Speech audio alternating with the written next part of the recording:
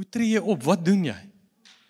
Jy weet, jy kom baie keer in situasies wat jy moet nou op 'n Christelike manier optree, maar daar's nie 'n blou broek geskryf nie. Baie van die goed wat ons moet optree dis grys areas. En wat doen ek? Hoe tree ek op? Wat sê ek? Dit is baie keer moeilik. Jy kom partykeer in moeilike omstandighede. By jou werk, verwag jou werk van jou iets om te doen en jy weet, jy kan nie, maar as jy dit nie doen nie, verloor jy jou werk. Jy kom baie keer in situasies waar mense in moeilikheid is en jy weet nie wat om te sê nie. Hoe tree jy op? Wat doen jy? Daar's nie blou druk nie, is grys. Daar's nie klinkklaar antwoorde. En dis waaroor hierdie reeks eintlik gaan. Hierdie reeks gaan oor om met integriteit te leef. Integriteit het ons laasweek vir mekaar gesê, is die sterkte van die gebou, van die balk. 'n brug se integriteit. Party ouens sê, 'n definisie van integriteit is die kondisie van jou hart. Billy Graham het gesê, integrity is the glue that holds our way of life together. Dis soos die sement in die bakstene. Integriteit, om met integriteit te leef. Ek dink een van die grootste challenges wat ons het, is dat ons as westerlinge deel ons lewe op in segmente. So in sekere segmente van ons lewens is dit maklik om integriteit te hê, maar ander segmente is weer moeilik. En eintlik is die gedagte van die Bybel is dat hy, en dis die naam van die reeks, dat jy een lewe sal leef. Dit wie jy is hier by die kerk, tussen jou vriende, by die huis, by die werk, alles. Daai goed moet met mekaar praat. So hoe kry mens integriteit? Party ouens noem dit integriteit, party ouens sê dis jou karakter. Die Bybel praat van integriteit. As die Bybel praat oor karakter en hy praat van hierdie gewoontes wat jy moet aanleer, hierdie Christelike gewoontes, dan praat hy van deugde. As Paulus daaroor praat, dan praat hy van die vrug van die Gees. As Lukas daaroor praat, dan sê hy sê 'n boom word geken aan sy vrugte. Met ander woorde, dis daai gedagte van dit wat ek uitstraal. Ek dink iets anderste wat baie keer met ons as Christene gebeur, ons verwar, as ek dit so kan noem, om kind van God te word. Om kind van God te word is sonder verdienste, dis gratis. Dis genade. Dis wat hy namens ons kom doen het. Die feit dat ek ingesluit is in Christus, die feit die wat hom aanneem, sê Johannes, hulle word genoem, hulle het die mag om kinders van God te wees. Met ander woorde, daar's nie voorwaardes vir dit nie. As jy met jou mond bely, Jesus Christus is die koning, dan vat hy jou en hy maak jou sy kind. Maar om op 'n Christelike manier te leef, en nou dat ek beweeg het laasweek vir jou gelees, van duisternis na lig, en ek staan nou onder die koning van die lig, Jesus Christus, die koning van die wêreld, ek staan onder hom, om op daai manier, hierdie koninglike manier, soos in die hemel is, so ook op die aarde, om op daai koninglike manier, die Godse manier, hier op aarde te leef. Dis effort. Dis harde werk. Dis oefen oor en oor. Dis nie gratis nie. En baie keer kom ouens en hulle neem die Here aan en dan, what will be, will be. Dit gaan nou maar net gebeur. Dis nie die waarheid nie. Jy moet vandag verstaan, ons sê dit reg deur hierdie jaar. Nou dat ek besef wie Jesus Christus is, nou kom hy en die dag as ek hom aanneem, dan kom trek hy met sy gees binne in my. Met ander woorde, sy goddelike natuur, sy goddelike aard, sy karakter, kom woon nou binne in my deur die Gees. Maar nou moet ek leer om hierdie geesmanier, lig, smaak, sout, suurdeeg, hier op aarde te beweeg, want dit is hoe hy gedink het, gaan hy die wêreld beïnvloed, deur sy kerk, deur sy voertuig, en ek en jy is deel daarvan. En om daai gewoontes, daai karakters, daai integriteit te kry, dis 'n inoefen, dit vat baie harde, intentionele besluitwerk. Dit gebeur nie net nie.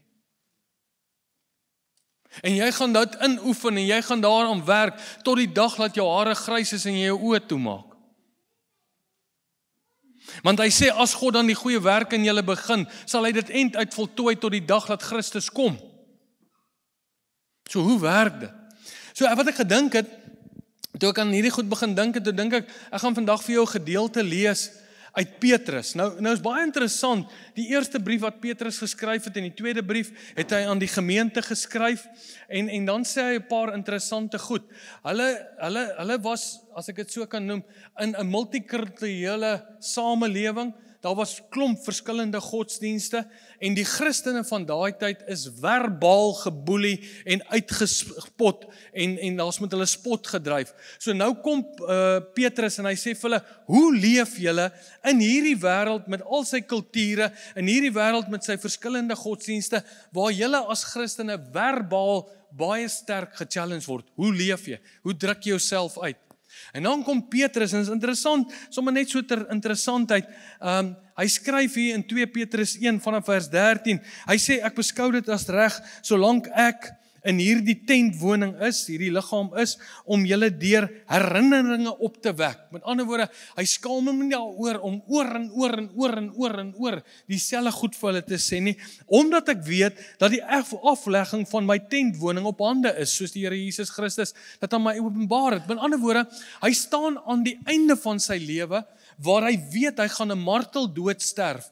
Hier op die einde, en hy skryf nou hierdie brief aan hierdie gemeente, dis asof hy sy laaste testament skryf, dis asof hy vir hulle wil sê, hey, ek wil julle herinner, hierdie goed moet julle onthou, ek gaan dit oor en oor vir julle sê, let daarop.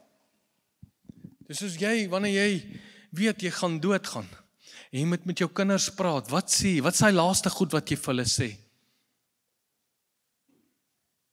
Dis belangrike goed, dan gaan dit nie tyd wees vir jokes nie. Dan wil jy waardes, jy wil goed vasmaak met hulle. En dis wat hy hier doen. Nou, kom ons lees, wat sê hy? Wat is belangrik? Hier is wat hy sê. 2 Petrus 1. Hy sê, Simon Petrus, 'n dienskneg en apostel van die Here Jesus Christus, aan die wat net so kosbare geloof as ek verkry. Dis ons, kosbare geloof. Deur die geregtigheid, op grond van wat hy gedoen het. Van wie? Van onse God. Hebreërs sê, ons leer hierdie God ken, leer ons ken deur Christus. Van onse God, en saligmaker, die redder, die een wat ons kom verlos het uit die mag van slawerny, Jesus, Christus, die gesalfde koning. As jy die woord Christus leef, die gesalfde koning. Gesalfde koning nie eendag nie, met sy kruis en opstanding het hom verklaar as die koning. Hy's nou koning hier op aarde. Nou, laat daai goedjies afgehandel het en ons weet wie is die koning en waar ek staan. Immers, sy goddelike krag het ons alles geskenk. Alles. Hoekom? Dat jy kan lewe. Johannes aan die einde van sy lewe vra hulle vir hom, jy het saam met Jesus 'n pad geloop, vertel ons van Jesus. Hy sê, in hom was lewe. Ek het gekom en dat julle lewe en dit in oorvloed kan hê. Om onder die koning te kom staan en op sy manier te leef, dit bring lewe. Hoor nou, immers sy goddelike krag het ons alles geskenk wat tot die lewe en godsvrug dien. Deur die kennis van hom wat ons geroep het deur sy heerlikheid en deug. Soos ek die koning aanskou, so word ek verander. Soos ek die koning aanskou, so besef ek meer, wat is hierdie goddelike krag wat in my is. En dan besef ek dat hierdie koning staan hier en sê ek gaan hierdie wêreld verander. Ek gaan alles in die hemele en op die aarde, sê Efesiërs 1 vers 10, gaan ek onder my heerskappy bring. En dan kyk hy na ons, die kerk, en hy sê, hey, ek roep jou, kom word deel van my projek. Hy sê, hy roep ons om sy heerlikheid te ervaar. Onthou jy toe Jesus bid in Johannes 17, toe sê hy, Vader, die heerlikheid wat U my gegee het, wat Jesus dra, hy sê, ek gee dit aan hulle. En die deug, die vermoëns, om nou op hierdie manier, hierdie karaktereienskappe, dis wat deeg beteken, te gaan lewe. Waardeur hy ons die grootste en kosbaarste beloftes gegee het. Hy het goed vir ons geskenk. Kosbaarste beloftes geskenk het, sodat, nou dat ek hierdie beloftes het, nou dat hierdie goddelike krag in my is, sodat julle daardeur deelgenote kan word van die goddelike natuur. As gevolg van sy geregtigheid, as gevolg van alles wat hy vir ons gee. Paulus sê, al die geestelike seëninge wat daar in die hemelse sfeer is, het God aan ons gegee. Die hemelse sfeer, dis waar God die Vader is, dis die onsienlike. Alles wat daar in die onsienlike is, sê hy, kom gee hy aan ons. Nou sê hy, sodat ek en jy kan besef, dat die goddelike aard, karakter van God, het deel geword van my lewe, en ek nou besef, ek word nou 'n deelgenoot van hierdie aard, van hierdie karakter, van hierdie wese van God. Dit is vas, of jy dit glo of nie, dis binne in jou. Nou is die ding, nou moet ek dit begin uitleef. En die vraag is, hoe doen ek dit? Maar voor ek dit, kom ek lees net daai vers 3 en vers 4 vir jou in die Engelse vertaling. Die een van die Engelse vertalings hy beskryf hom baie naby aan die oorspronklike een. Hy sê, God has bestowed upon us, through His divine power, everything that we need for life and godliness. Jy sê, maar laat ek net dit sê, die probleem met ons westerse samelewing, en met ons mense, westerse mense, ons, is hierdie godliness, is, ons wil hê, die ou daarvoor, hy moet net vinnig sê, hierdie 10 goed moet ek nie doen nie, moet ek vermy. As ek wil lewe, skakel die goedjies uit, en dan, dis nie so eenvoudig nie, man. Hy sê, everything that we need for life and godliness, through the knowledge of Him, who has called us, by His own glory and virtue. The result is that He has given us, through these things, His precious and wonderful promises. And the purpose of all of this, the purpose of all of this, is that you may run away from the corruption and the lust that is in this world, and that you become partakers of the divine nature. Jy vlug van iets, jy hardloop na iets toe. Dis bekering. Bekering beteken, ek vlug van hierdie vorige lewe, hierdie duisternis lewe, en ek word 'n deelnemer, partaker van die divine nature van God, en dis in jou. Baie mense glo nie die divine nature is deel van hul lewe nie. Hulle glo dit nie. En dan gaan daai gedeelte aan, en jy kan dit verder gaan lees. Hy sê, en juist daarom moet julle met aanwending van alle ywer by julle geloof voeg. Wat moet jy by die geloof voeg? Die deug, die uitvoering, die gewoonte, die integriteit, die karakter. Paulus noem dit vrug van die gees, die wortelstelsel. Met ander woorde, by hierdie natuur moet jy dit nou voeg. En by die deug, die kennis. En by die kennis, die selfbeheersing. En by die kennis, die selfbeheersing. By die selfbeheersing, die lydsaamheid. En by die lydsaamheid, die godsvrug. En by die godsvrug, die broederlike liefde. Hy sê, en by die broederlike liefde, die naaste liefde. Want as hierdie dinge by julle aanwesig is en toeneem, die dag as jy Jesus Christus aanneem, is dit nie onmiddellik, die goddelike karakter is in jou. Maar die deug, die vrug van die goddelike karakter in jou, vat tyd, dit moet toeneem, jy moet dit beoefen, jy moet dit inoefen. Dan, laat dit julle nie ledig of onvrugbaar tot die kennis van die Here Jesus Christus nie. So hier's wat ek vir julle sê, hoe kry ek integriteit? Ek word bewus van wat God gedoen het, ek is sy kind, ek word bewus dat hy sy goddelike natuur binne in my gesit. Maar nou moet ek begin om hierdie goddelike natuur, hierdie koninkryksmanier, hierdie soos in die hemel, so op die aarde, so moet ek dit nou begin inoefen. Luister mooi, 'n gewoonte, 'n karaktereienskap, 'n integriteit, is om 1000 keer oor en oor dieselfde ding te doen, totdat dit deel word van jou aard. Hoekom dink jy oefen die rugby spelers so baie, die Springbokke? om net fiks te word. Nee, hulle kan om hierdie dorp hardloop, kan hulle fiks word. Hulle oefen oor en oor bewegings. Hoekom? Sodat dit deel word van dit. Dit moet amper natuurlik uit hulle uitvloei. Dis dit. Dit moet 'n gewoonte by hulle word.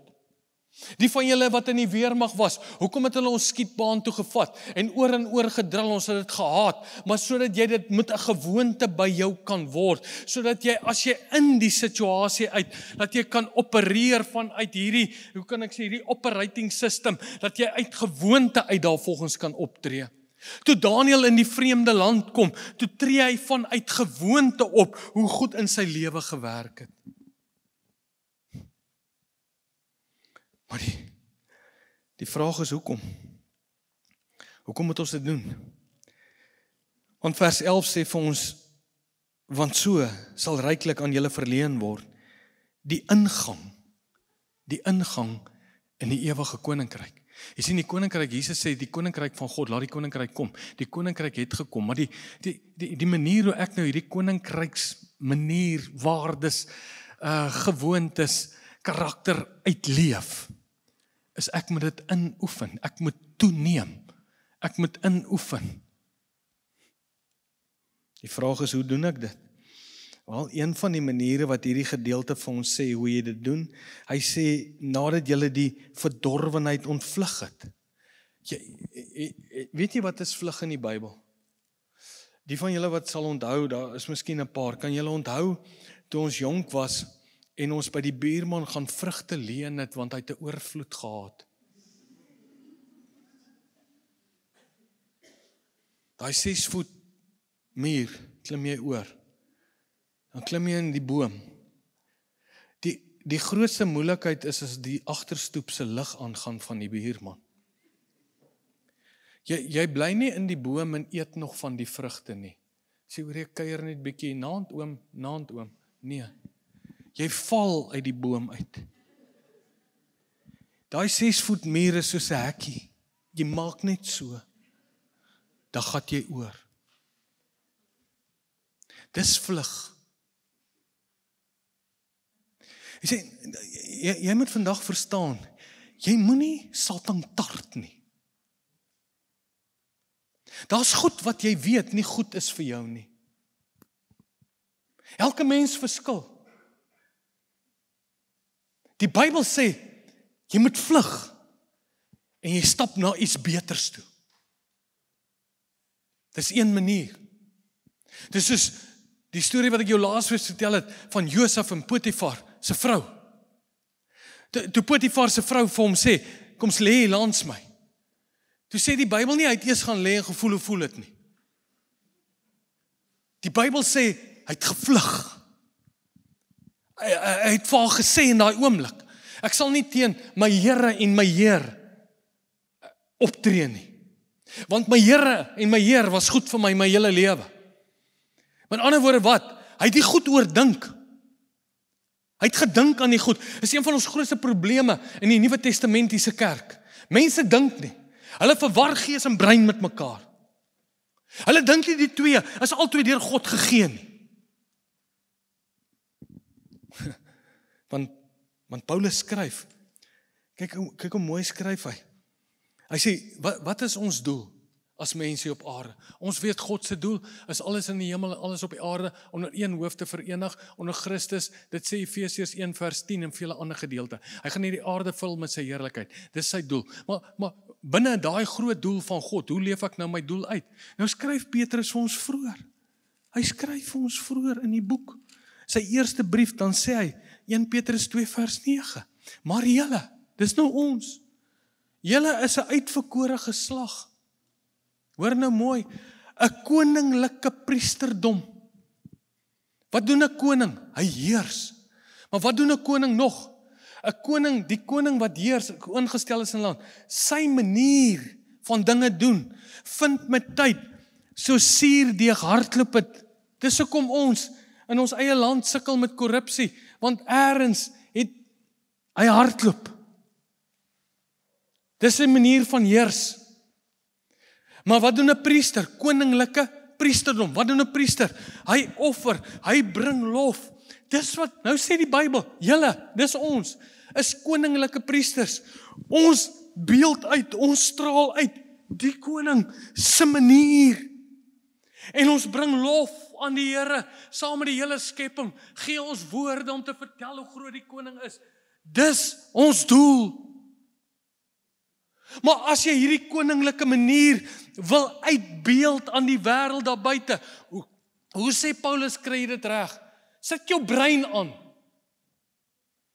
Jy moet goed bedink. Dis hoekom Paulus sê, Petrus sê, ek gee nie om dit by herhaling vir julle te sê nie.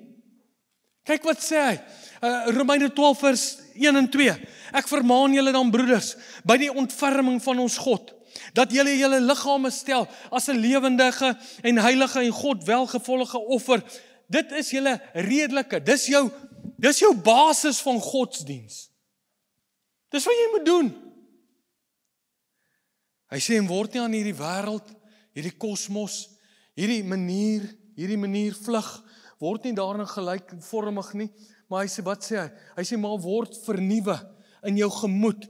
Jy moet 'n kopskuif maak, jy moet jou brein aansit, en jy moet begin dink aan sekere goed, en dan oefen jy dit in 1000 maal 1000 keer, en dan word dit deel van gewoontes. Met ander woorde, jy moet gaan dink, hoe gaan ek in 'n situasie optree? Gaan jy foute maak? Ja, baie. Maar God, hier's wat jy moet weet, as ek die foute maak, God het my lief. God is geduldig met my. God loop die pad saam met my, want die Heilige Gees, sy goddelike aard, sy goddelike natuur, hy sal jou leer en jou lei in alle waarheid. Maar jy moet gaan dink, wat is daai waarheid? Hoe werk hierdie Jesus wat waarheid is? Hoe werk sy koninkryk? Hoe werk sy manier? Maar dis omdat ons nie tyd maak om te dink en goed te bereken, maak die som. Ons dink nie aan goed nie. Ons gaan sit nie en sê, hoe gaan ek optree in die situasie? Wat maak jy in 'n situasie waar jy by jou vriende kom en die kind is siek, of die vrou gaan dood, of die man gaan dood, en hulle vra vir jou, hoekom doen God dit aan jou? Het jy al gaan dink daar? Want nou moet jy reageer. Daai antwoorde moet deel van jou aard word. Wat doen jy as jy hier ry en alle broers ry voor jou in, hulle maak jou kwaad? Wat doen jy hierdie week toe ek weer in Pretoria was en ek gaan nou van Ouer Tambo en ek ry 'n uur lank, bietjie langer as 'n uur Pretoria toe en ek sit in daai traffic, sê ek, Here, jy wil my lankmoedigheid leer. Is 1000 keer oor moet ek in die verkeer. Dit doen my goed, want dit leer my lankmoedigheid. En ek kan dink. Want Paulus sê, hy sê, dat moet jy jou gemoed verander, jy moet jou kop skuif maak. Hoekom? Kyk nou hoe mooi sê hy daar. Hy sê, sodat jy kan beproef wat die goeie en welgevallige en volmaakte wil van God is. Want dan kan ek leef. Daai gedeelte vers 10, 2 Petrus 1 vers 10, daarom broeders, moet julle des te meer beywer om julle roeping en verkiesing vas te maak. Hy sê, want as julle dit doen, julle moet julle beywer, jy moet dit inoefen, jy moet oordink. Hy sê, want dan, as julle dit doen, sal julle nooit struikel nie. Julle sal nie struikel nie. Jy moet dit gaan inoefen. Jy moet sê, Here, help my. Kyk wat sê Hebreërs 5 vers 14, maar vaste spyse is vir die volwassene, vir die vir die wat geestesvermoë besit, deur die gewoonte geoefen om goed van kwaad te onderskei. Karakter, integriteit kom deur om God se manier, goddelike aard in te oefen 1000 keer oor, sodat dit deel word van my karakter, van my aard, van my wese. En jy het die vermoë, want die Heilige Gees is in jou. Is dit maklik? Nee. Maar dit vat 'n intentionele besluit. Kan dit aangeleer word? Ja. Dit kom nie net van self. Ons maak Christendom partykeer so cheap. Dis hoekom ons cheap antwoorde gee. Ons kyk na Jesus hoe hy geleef het. Ons stap in ons mens vas. Want in hom is ware lewe. Hy wil niks van my hê nie, hy wil dit vir my hê. Kyk wat sê Hebreërs 6 vers 11. Ons begeer dat elkeen van julle end uit dieselfde ywer sal toon, om tot volle sekerheid van hoop te kom, sodat julle nie traag word nie. Hou aan, beoefen dit. Hierdie karakter van God. Hebreërs 1 vers 3, hy is die afdruksel, die karakter van God. Dit was hulle in daai tyd gewerk het. Hulle het 'n stempel gehad met harde metaal. Dan kerf hulle die keiser se kop daarop. Onthou, daar was nie multimedia, social media, multimedia. Daar was nie daai tipe goed nie. So niemand het geweet hoe lyk die koning nie. So die manier hoe die koning vir die wêreld of vir sy land burgers kan wys hoe hy lyk. Hy laat maak 'n afbeelding. Daar sit 'n ou en hy teken hom presies soos hy lyk, en hy sit hom daarop, hy skryf woorde op dan vat hulle daai harde metaal, en hulle gemaak 'n klomp coins, druksagte metaal, die image van hierdie koning daarop, dan word dit die geldstelsel. Elke ou wat daar deur in die plaasgebiede bly, kry mense sê, hey, is dit hoe die koning lyk?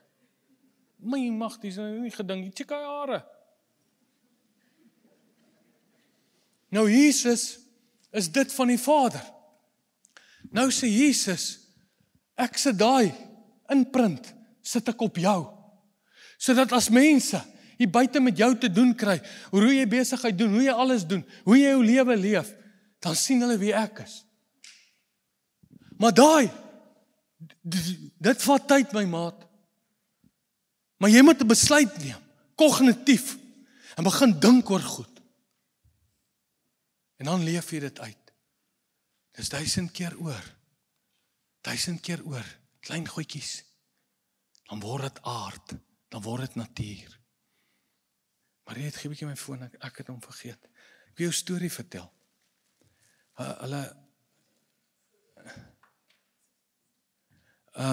Ek wil jou storie vertel. Daar was 'n ou, daar's 'n marathon. Jy het nog nooit so iets gehoor in jou lewe nie. Daar's 'n marathon, hulle noem dit the toughest race in the world. Ultramarathon. Westfield, Sydney to Melbourne. 875 kilos. Nou dit alleen, sê ek, jy's nie lekker nie. Want wie wil Kaap toe hardloop, as jy en terug, Here, ry. Maar anyway, daar's so, toughest race in the world, 875 kilometers. En die vraag is, wie gaan eerste oor die wenstreep? So hulle sê van die atlete wat dit doen, berei meer as 'n jaar voor. Want jy moet nie alleen net fiks wees nie, maar jy moet 'n hele, hulle het spanne wat saam met hulle werk, wat uitwerk, as jy so ver gaan, jy kan kos saamvat, jy eet net hierdie bar, jy vat net daar dit, en daar's klomp goed, jy moet intussen moet jy slaap met hierdie 800, want dit vat jou omtrent 6-7 dae om dit te doen. Jy moet slaap, jy moet uitwerk, wat is die minimum, dis 'n hele wetenskaplike proses, dis die ergste van ergste. Hoor nou, in 2000, in 1983, kom daar 'n oomie aan, 61 jaar oud. Hy is 'n plaasboer wat met skape geboer het. Hy daag op by die reis. Sy naam is Cliff Young. Hy daag op by die reis met sy plaasklere en sy gumboots. En almal dink dis een massive grap. En hy sê nee, moenie worry nie. Hy sê daar by my plaas, en hulle het groot plase gehad, hardloop ek partykeer vir 'n week lank agter die skape aan. Hy sê ek gaan hierdie doen. Almal lag vir hom. Die atlete met hulle spanne, backup vehicles almal. Hoor nou hier. Hy maak die reis klaar in 'n rekordtyd wat nog nooit gebreek kon word nie. 5 dae, 5 ure, 7 minute. Hy's 10 ure voor die naaste ou aan hom. Toe hulle met hom vra, hoe kry jy dit reg? 61 jaar oud. Hier's wat hy sê. At the finish line, exhausted but smiling, Cliff said simply this: I knew I could do it. I just did what I always do. Hy het net gedoen wat hy elke dag in sy lewe doen. Hy hardloop agter skape aan. Dis presies dieselfde beginsel van die goddelike aard wat in jou is. Ons moet leer om dit 1000 keer oor. Natuur, karakter, integriteit. Jy gaan baie keer gechallenge word met klein goedjies. Maar dit is om op hierdie goddelike natuur elke keer 1000 keer oor en oor, sodat dit later natuurlik uit jou lewe uitvloei. En so word ons sout, so word ons lig, so beïnvloed ons stad. So ek wil jou vandag aanmoedig, moenie moedeloos raak. Die Here het jou lief, jy is sy kind, punt, dit gaan nooit verander. Niks kan jou skei nie.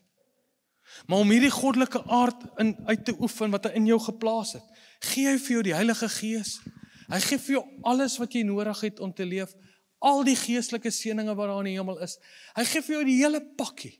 Nou is jou ding, jy wat 'n kognitiewe besluit moet maak, in jou kop en in jou hart, en sê, Here, help my nou. Intentioneel besluit ek wil u koninkryks manier begin aanleer en dit dan begin uitleef.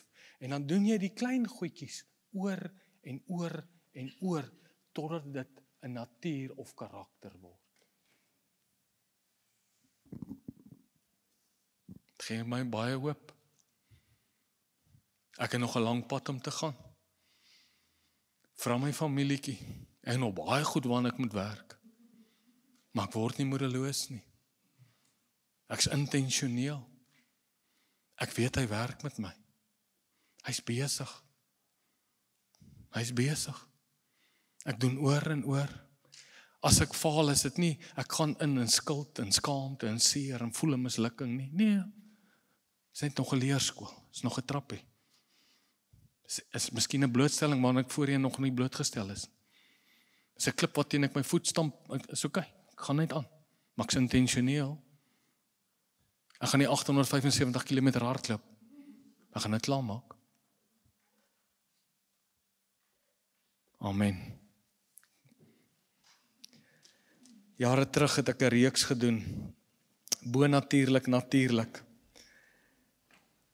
En toe ek aan hierdie ding, toe dink ek, dis presies wat dit is. Soos in die hemel, bonatuurlik, moet natuurlik word.